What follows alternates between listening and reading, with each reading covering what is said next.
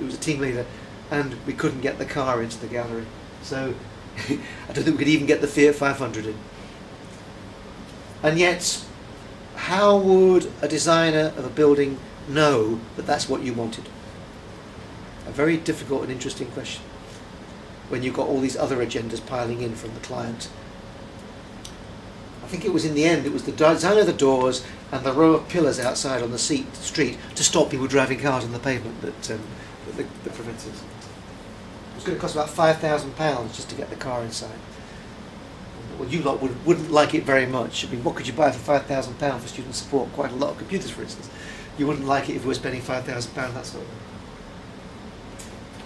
This is just some stuff about art schools engaging with the community, putting on events. I think the idea that we have a dialogue with the people around us is really important. And I think that's it. So, should put the light on. I think that's our very broad aspirational agenda. You probably realise, what year are you now? Oh, this is our first year of our postgraduate. Yeah, so you've done... We've done an undergraduate You've done an degree. undergraduate degree, yeah. Yeah. So you've had you know what universities are about then. Yeah, All the contradictions and compromises. And if I sound critical, I have a great deal of sympathy with the people who are trying to make those compromises work. So that's our agenda, but it's very loose. It doesn't contain any instruction.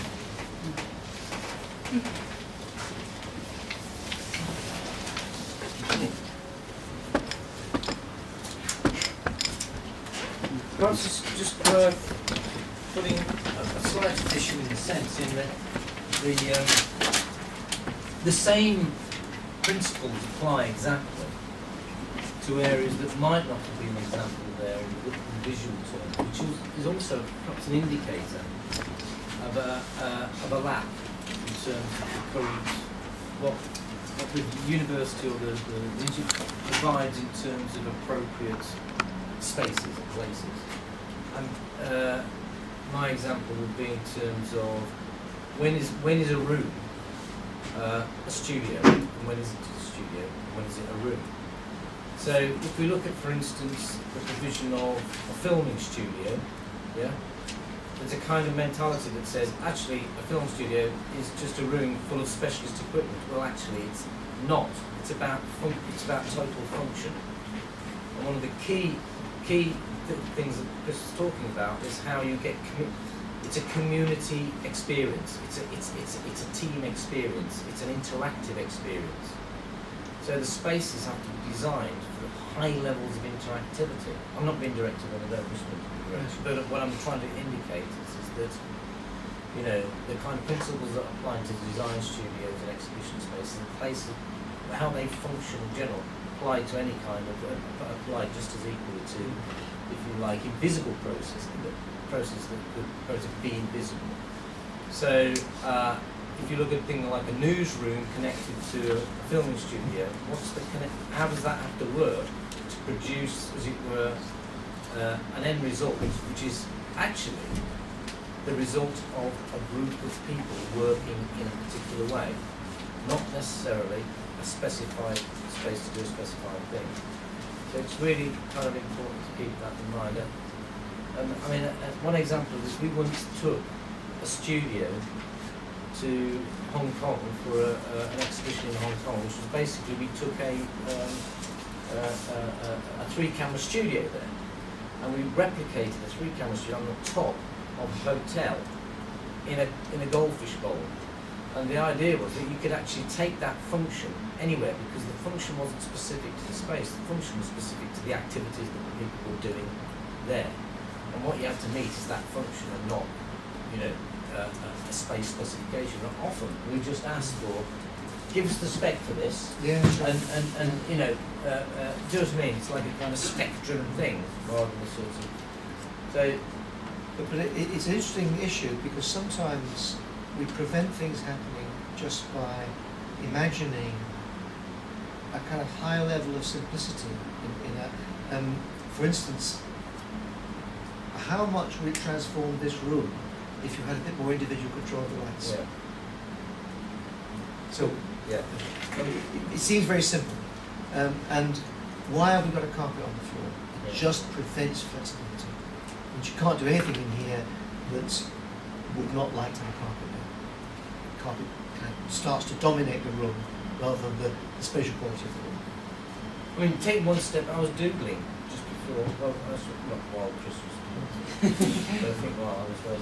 And it was one step back from this. I just drew these two pictures. If somebody was talking to me from somewhere, I said, "What is it you want?" This is a very clear example. We've got lots of this, but we actually need that. It's a very crude level. You know, I mean, this is actually the transformation of one lecture theatre into a newsroom. And it was nothing to do with the space, it was to do with the way people moved in the space and what they could do. So this is a pedagogic definition of how you do something.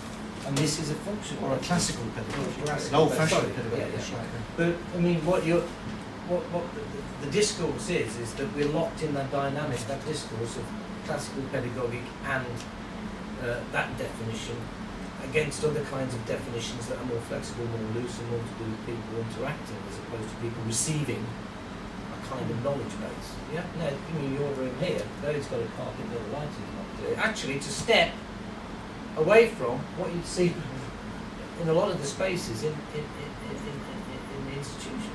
So, And you probably it's take, breaking that. you probably take for granted that you've got a room here with Yep. some computers in it.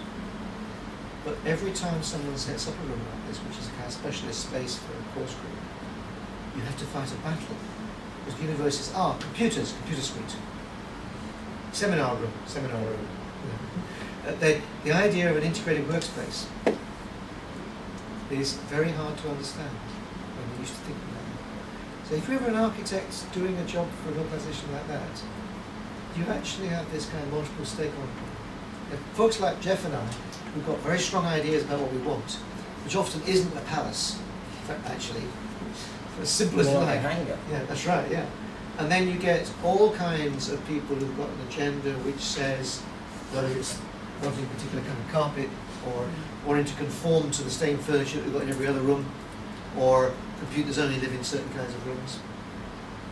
Or a much more prosaic agenda, which is, if you go bust in 3 years, we need to turn this space into a call centre. You know, that can be as big a driver at one extreme than design of, so in one sense you could say that's design of building function. Future-proof for the building. We can laugh about that, but there's a university available to buy. If you want to buy a little university in London, for some reason the University of Gloucester own a whole campus in London. It's up for sale, yeah. Which is kind of bizarre. Why have they got a campus in London? We don't know, but clearly it was a good idea that his time turned out not to have come. And then now they've got a purpose-built university campus they want to get rid of. So you imagine this is permanent, don't you? Oh, it's a big place, Sheffield University, lots of money, you know. It blows away tomorrow. So have you got some questions for us? Or I've got an initial question. I've been reading the word pedagogic yeah. all week. If you could define that for me and possibly some of the others. I think it only means pertaining to the study of teaching and learning. You know, it's to do with teaching and learning, and it's a kind of posh way of saying teaching and learning. You know, so if you say, "Oh, I'm a teacher," these days, if you say, "Oh, I'm doing advanced research in pedagogy," Yeah. this sounds terribly important. Okay. But if you say, "You're a pedagogue, you are," It can be an accusation. Right, yes, and you could have rioting mobs around your house. You know, watch out. no, it's a Or is that a demo? It's one of the curses of higher education. You get locked into jargon. But it's interesting that just on that, you know, clear definitions, when you principally you're involved in making things, because of that clear understanding that actually making is about thinking is making is thinking. Like when you make a film, it's actually like a design process, actually very much like an architecture. When I use a building architectural metaphor describing how you make a film in its more classic but how you make any construction is that you kind of have a concept, you test the concept, you develop the concept, you model it, you work it through, and then you break it down, possibly as you get built into the tasks, the individual tasks,